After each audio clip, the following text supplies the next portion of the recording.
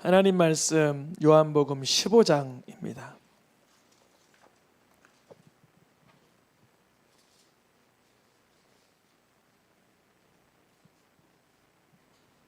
(8절) (9절) 두 절인데요, 한 절씩 나누어서 읽겠습니다.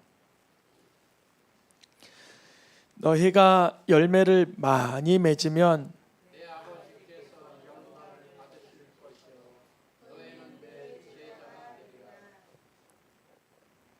아버지께서 나를 사랑하신 것 같이 나도 너희를 사랑하였으니.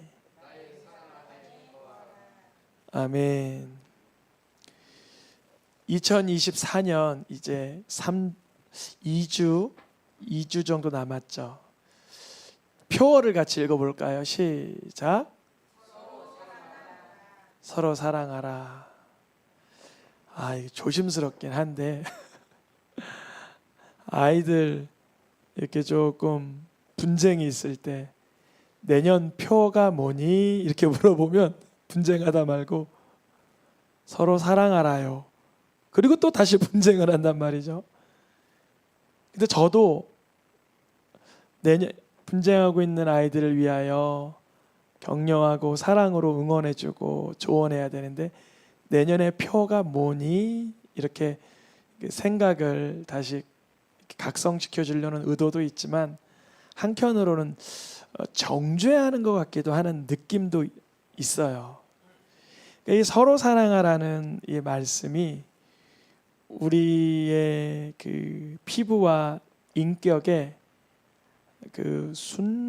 아주 순도 100% 위로부터 공급되는 예수 그리스도의 사랑, 내가 너희를 사랑한 것 같이 사랑하라, 그렇게 붉어지고 분명해지면 좋겠습니다. 예수님께서 이 서로 사랑하라는 기준을 주셨어요. 지난주에 반복했던 말씀입니다. 서로 사랑하라 주님 말씀하실 때 기준을 주셨는데 기준이 뭐예요? 내가 너희를 사랑한 것 같이. 예수님의 기준이 우리가 서로 사랑할 기준이라는 거예요. 그러면 예수님이 나를 어떻게 사랑하시는지를 알면 알수록 그 기준에 이렇게 흡사해지겠죠. 비슷해지겠죠. 예수님이 나를 사랑한 것 같이 서로 사랑하라고 하신 거예요. 우리에게 서로 사랑하라 말씀하실 때 이거 봐, 서로 사랑하라고 써 있잖아. 서로 사랑해야지. 그런데 그 근거가 예수님이 우리를 사랑하시는 사랑의 분량, 그 깊이, 그 넓이가 기준이라는 거예요. 이런 말씀을 반복적으로 여러 군데에서 했었다고 다 살펴봤습니다. 15장에서도 서로 사랑하라 라고 계명 주셨는데 기준이 뭐라 그랬다고요? 내가 너희를 사랑한 것 같이. 사도 바울도 에베소 교회, 요즘에 새벽기도 에베소서 하잖아요. 에베소 교회에게 서로 사랑하라 말하면서 그 기준이 어디에 있어요? 그리스도께서 너희를 사랑한 것 같이. 이게 바로 서로 사랑하라의 그 기준점, 좋은 본보기, 모델, 롤 모델이 되는 거예요. 그러면 오늘 본문은 어디로 들어가려고 하냐면 9절 말씀, 오늘 8절 9절 읽었잖아요. 9절이 오늘 본문의 좀 핵심인데, 예수님이 우리를 사랑하셨어요. 우리가 알지도 못했을 때, 우리가 범죄하고 있었을 때, 우리가 하나님을 제대로 알아뵙지도 못할 때 예수님이 먼저 자기를 내어주시면서 헌신적인 사랑, 희생적인 사랑, 극진히 하시는 사랑을 표현하셨다는 거죠. 몸소 행하셨다는 거예요. 그러면 예수님은 물론 성자 하나님이시지만 예수님은 어떤 사랑에 근거하여 우리를 사랑하신 건가? 너무 철학적인 질문 같기도 하지만 이건 성경에서 주되게 다루고 있는 주제라 다루지 않을 수가 없어서 오늘 이 본질적인 얘기를 해야 되겠습니다. 무슨 말이냐면 우리에게 사랑을 요구하실 때 예수님의 사랑의 분량이 근거가 됐죠. 그런데 예수님의 사랑의 분량의 근거는 누구냐고요? 맞아요. 그게 바로 9절 말씀이에요. 아버지께서 예수님을 뭐한 것 같이? 사랑하신 것 같이. 예수님은 우리를 위해 극진히 생명을 다하여 자기를 부인하고 배신할 제자들까지도 끝까지 가서 발을 닦아주고 사랑할 수 있었던 예수님 편에서의 사랑의 근거는 누구시라고요? 하나님 아버지예요. 하나님 아버지. 예수님은 이 땅에 오셔서 마치 하나님에게 저주받은 것 같은 인생을 사셨어요. 맞죠? 여러분 자녀들 중에 짐승우리에서 태어난 사람이 있어요? 짐승우리? 있을 수도 있죠. 너무 추운 날씨에 급하게 병원 못 가면 마구간이나 이런 데 들어가서 날 수도 있죠. 그러면 우리들 자녀들 가운데 죽을 때 저 사형대에서 죽은 자녀 있어요? 심지어 죄도 없는데 없잖아요. 근데 예수님은 이 땅에 사시면서 하나님이 자신을 뭐 한다고 늘 인식하고 계셨어요? 하나님이 나를 사랑하고 계신다는 걸 인식하고 계셨어요. 우리가 보기에는 마구간에서 태어나고 나사렛에서 자라나시고 저게 뭐야, 저기 가르쳤던 제자들에게 다 배신당하고 강도들이랑 같이 죽는데 저게 뭐야. 우리 육신의 눈으로는 그렇게 예수님이 보이는데 예수님이 우리를 죽기까지 사랑하신 근거가 하나님이 예수님을 사랑하는 게 근거였다는 거죠. 이게 중요한 부분입니다. 그 마가복음만 가지고 기준으로 보면 하나님이 예수님을 사랑하였다라는 표현이 내 아들을 얼마나 사랑하는지에 대한 표현이 3번 등장하는데 1장 11절 읽어보겠습니다. 너는 내 사랑하는 아들이라 내가 너를 기뻐하노라. 무슨 장면이죠? 마가복음 1장이면 예수님이 세례 받으시는 장면. 그때 하늘에서 소리가 났어요. 예수님을 향하여 하나님이 고백을 하시는 거예요. 하나님의 아버지 하나님의 성자 예수 그리스도를 향한 고백, 내가 너를 사랑한다. 두 번째, 마가복음 9장에서는 또 하늘에서 이거 베드로도 들었어요. 야고보도 들었어요. 요한도 들었어요. 무슨 장면일까요? 변화산 사건. 예수님의 변화된 모습. 예수님이 야고보와 베드로와 요한을 데리고 산에 올라가 기도하고 계시는데 갑자기 엘리야와 모세가 나오더니 이렇게 함께 대화를 나누는 장면이 있는데 베드로가 아무것도 모르면서 엘리야를 위하여 집 한 채, 모세를 위하여 집 한 채, 예수님을 위하여 집 한 채 짓고 싶습니다. 자기가 무슨 말을 했는지도 모르면서 써 있어요. 그렇게. 그러니까 베드로는 엘리야도 이 정도 레벨, 모세도 이 정도 레벨, 예수님도 딱 그 정도 레벨로 봤던 거예요. 그러니까 하나님이 뭐라 그러세요? 9장에 이는 내 사랑하는 아들이니 모세의 말 들을 게 아니라 엘리야의 말 들을 게 아니라 누구의 말을 들어라? 예수 말 들으라. 이렇게 말씀하신 거예요. 하나님이 예수님을 얼마나 사랑하는지 두 번째 표현이었어요. 그리고 마가복음 12장 6절은 누구의 말이냐면 예수님이 예화로 드신 말씀이에요.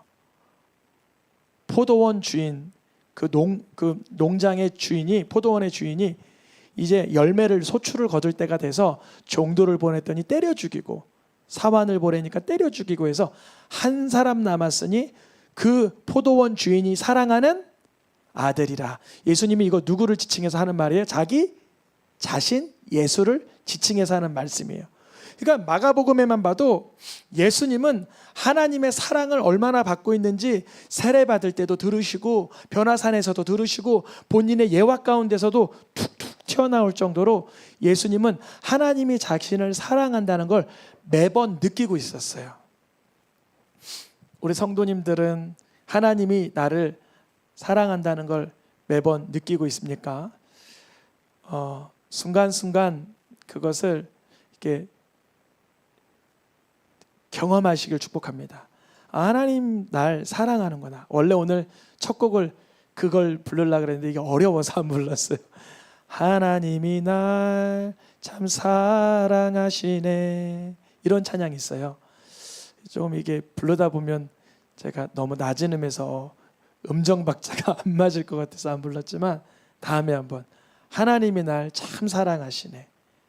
세월에 묻혀 시간에 묻혀 잊고 살다가도 그냥 살다가도 다시 생각해 보니 하나님이 날 참 사랑하시네. 이런 찬양이 있어요. 예수님은 우리를 위하여 생명을 내어주시면서 사랑하신 그 사랑의 근거를 어디에 두고 계세요? 하나님께 두고 계세요. 예수님께서 요한복음에 아버지에 관한 이야기를 거의 100여 번 가깝게 얘기하시는데요. 정말 14장, 15장, 16장, 17장에 아버지의 사랑에 관해서 깊이 있게 다루시는데 예수님은 하나님께서 자신을 사랑하셔서 어떻게 자신을 향한 마음을 가지시는지 늘 알고 계셨어요. 한번 읽어볼게요. 아버지께서 아들을 사랑하사.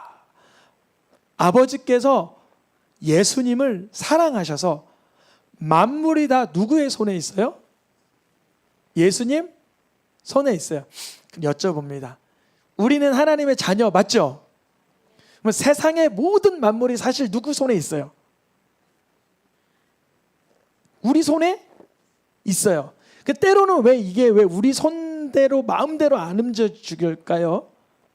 그거는 분별해 보셔야 돼요. 야고보서 말씀을 읽어보시면 나와요. 왜 우리의 뜻대로 이게 왜 안 움직여주나? 저는 그런 마음이 있어요. 성령 충만할 때 어떤 마음이냐면 모든 게 내게 맞아. 근데 모든 게 내게 필요가 없어. 어떤 사람은 성령이 안 충만하면 어떠냐면 모든 게 내게 아니야. 근데 모든 게 다 필요해.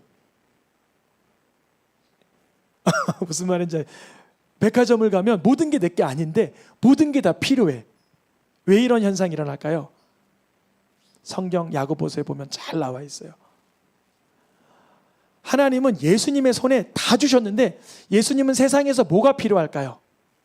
우리의 영혼이 필요한 거예요. 우리의 영혼이 하나님 손에 붙들리는 것만 관심 있는 거예요. 예수님은 물고기 입에서 동전을 막 꺼내낼 수 있는 능력이 있어요.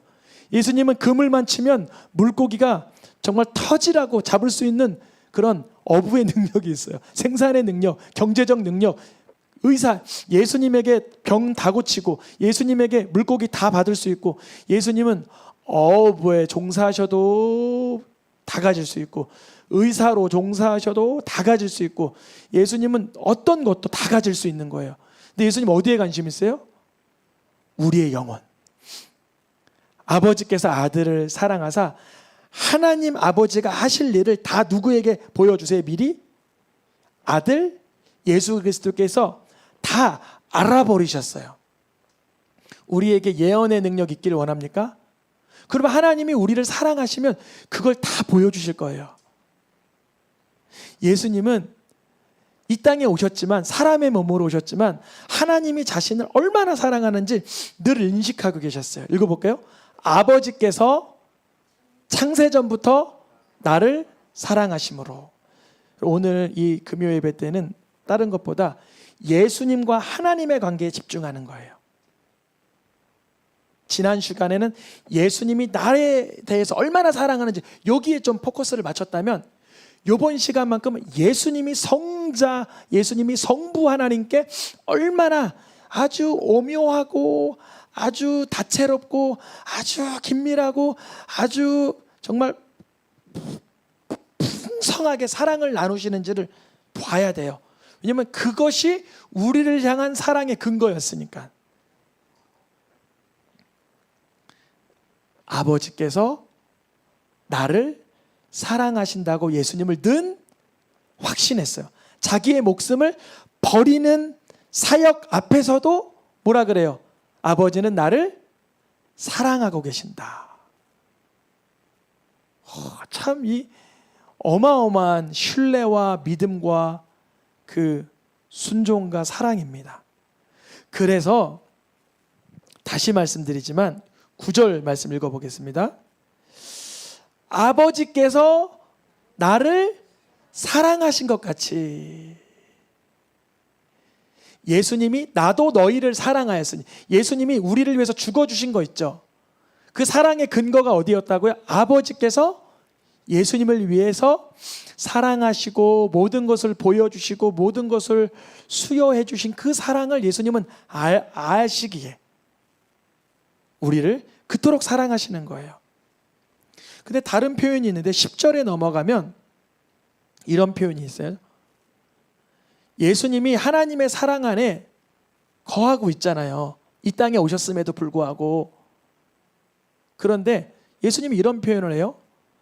내가 계명을 지켜 사랑 안에 거하는 것 같이. 이거 마치 조건부 사랑 같지 않아요? 조건부. 여러분, 내가 아버지의 계명을 지켜 그 아버지의 사랑에 거하는 것 같이. 이거 매력 있어 보여요? 이게 좀 아닌 것 같아요. 좀 아닌 것 같은 느낌도 들죠. 아니, 계명 지켰다고 사랑하는? 조건부 사랑이네? 그렇지가 않아요.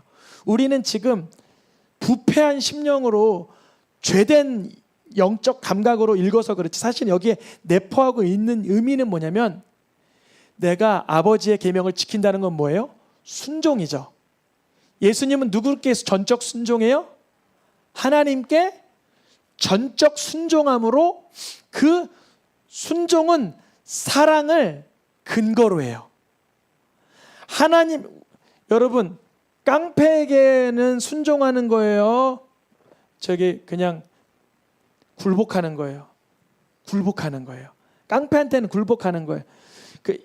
북한의 김정일 그 사람한테는 백성들이 굴복하는 거예요. 그거는. 근데 예수님은 하나님과의 관계에서 사랑을 기초로 한 순종 안에 그 사랑을 누리고 계시는 거예요. 우린 그걸 아직 100% 이해할 수는 없지만 예수님 말씀하신 게 그거예요. 예수님이 하나님의 말씀에 100% 순종함으로 사랑을 누리고 계시는 거예요. 그러니까 너희도, 우리도 예수님이 하나님의 말씀에 순종함으로 사랑을 누리는 것처럼 내 계명을 지키면, 예수님의 계명이 뭐죠? 서로 사랑하라. 어떻게 서로 사랑하라 그랬죠? 내가 너희를 사랑한 것 같이. 그러니까 예수님이 나를 사랑한 것 같이 사랑하려고만 하면, 그렇게 하려고만 하면 그 사랑 안에 우리가 거주하게 돼요. 예수님이 나를 사랑하는 것처럼 사랑하려고 하면 우리가 예수님의 사랑 안에 거주하게 된다는 거죠.